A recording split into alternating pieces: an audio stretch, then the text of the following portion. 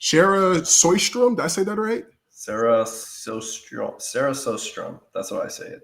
Okay, I think the J makes it like throw some spices. Sjostrom. Anyway, she also, we're jumping back into the enhanced games, basically said that she's got nothing, no love for anybody who's affiliated with it. She's cut ties with them. Like, it's what's the word we use? She's deeply disappointed. Deeply disappointed with these individuals who have chosen money, the thing that literally buys happiness, over. So, what do you think about this? Actually, no, I'm gonna go first on this one. You go first. I got my thoughts. I'm ready. You go. All right. So, Sarah. Okay. What are you doing? Like, if it's everybody's trying to make money, we need money. Like, you're behaving like you don't know as the well-paid athlete. Like, I love watching you swim, so I know I'd be watching the videos. I know you out here getting that bread, okay? And you're acting like you don't know that having money and being able to throw money at your problems, sickness, money, death, money, suits, money, competition, money. If somebody's a cheater, sliding under doping rules, money.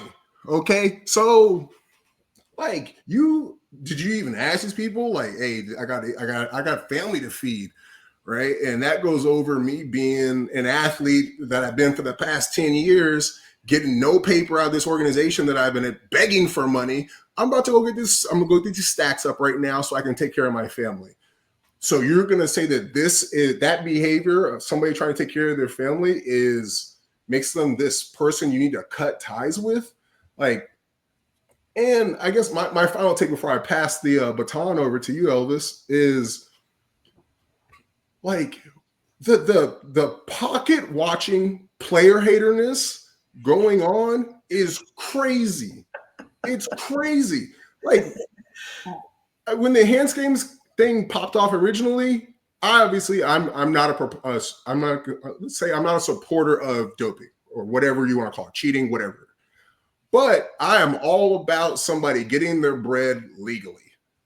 Okay. And they're not, to my knowledge, doing anything illegally. Anything that was illegal within the rules, they did it the right way. They denounced their right to compete internationally and then did it. They didn't do it the other way. They didn't get themselves kicked out. They said, I'm going to fall on this sword and make sure I don't compete again by saying I'm retiring. And then I'm going to fall on the sword again and dope. Okay. So, like, and they're getting paid for it. They did it the right way. They didn't sneak under the radar and get caught. Like, you're mad at somebody for getting their paper up? What are we? And they're not being illegal. Like, they're not trafficking or selling drugs or whatever. Like, what are you? You're tripping. You're tripping, Sarah. You're tripping. Take the floor, Elvis. Hey, as a 50 fly aficionado, I've always looked up this Sjostrom. Been a big fan. Big fan. I mean, she's broken numerous records, numerous gold medals. And I mean, that 50 fly. Yeah. So, she's been the top of her game for as long as I can remember. So I've always been a big fan of her because we specialize in the same race. Now, how are you going to be hating from outside the club? That's now. I'm actually curious to see if we're going to get blocked after this from Sarah Sjostrom. Yeah, how are you going to hate from outside the club? You've already made all your money. It's like getting to the top and pulling the ladder up. And it's not even pulling the ladder up because they're not even in the same pool as you. They went somewhere else and did it the right way.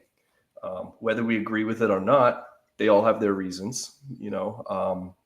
Christian Gyakolamiv, the Ukrainian who got the world record. Christian the Glock. Yeah, he got the world record in the 50 free. Changed his life. When I heard the story, he lost everything in the war, like was borderline homeless. All his family struggling. or gone. So who am I to judge? You know, this guy's back was against the wall. He had an extreme talent and he had a chance and he took it and it paid off. So, and I'm going to chastise him for that. It's like, would you, you know, it's that saying, it's like, if you see somebody stealing bread, no, you didn't.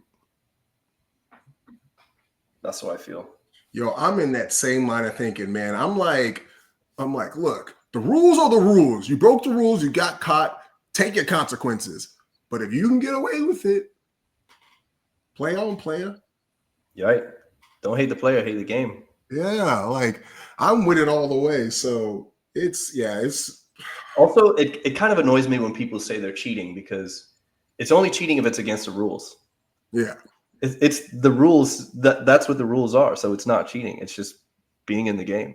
Yeah, it's like saying moral, like feeling like doping is illegal. Like, and it is, but it's like, it's illegal in your sport, but not in theirs.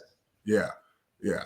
And it's this whole enhanced games, like I love it because you get to see how emotional people are and how untactical people are. Because I mean, like I said, like I think as a tactical thing, I didn't say this in our test run, but you said something about like what's the end game. I think that they're trying to make up their own. They're going to use this to somehow super circumvent, I think is the right word, World Aquatics, and make their own legal organization. Because there's a lot of money that goes into World Aquatics. It just don't go to the athletes. And these people have money to share on their own. So if they just take the money that they have to share on their own and just keep giving that to the athletes, they can then take all that money that World Aquatics doesn't hand out and not hand it out themselves and make money, right? So it's like they're paying all this up front, knowing that they can keep paying it and be fine, right? If the plan doesn't fail, they can keep paying it and be fine. But now if it works, we're going to get this, $1 billion extra coming in, and we were already committed and financially and fiscally capable of paying these athletes out. So now we just made money. And like, you see what I mean? Like, I think, and that's kind of big picture, if you're just diabolical supervillain about this. But yeah, I think it shows you a lot about people and them putting their money, cut the check, put the money where their mouth is. Yeah. I think you say big picture, but I think you're thinking too small. They're not just trying to take over World Aquatics. I think they're trying to take over the whole Olympics. I mean, they said this is basically the enhanced games is the Olympics, people do on enhanced. So, I mean, they already got Fred Curley, track runner, guy who was basically nipping at the tail of Noah Lyles. I bet he's going to do something crazy.